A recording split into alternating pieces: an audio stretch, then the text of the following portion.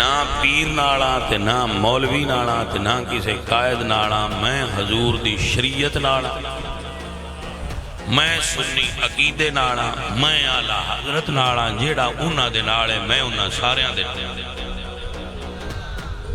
जेड़ा उन्हां नाल नहीं मैं भाई उन्हां नाल। ते जिउंदियां मौलवियां मैं अपना कायद मनदा ही नहीं,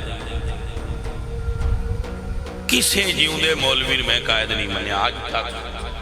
और उसकी वजह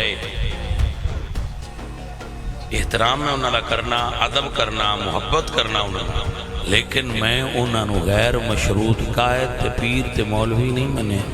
जी अच्छी गल करते मैं पसंद भी करना, लै भी लेना, सलांदा भी हाँ, सरांदा भी हाँ। लेकिन जो आखना वा मैं खच मारी तो तू भी साडे नाल टुर, तो मैं नहीं टुरदा।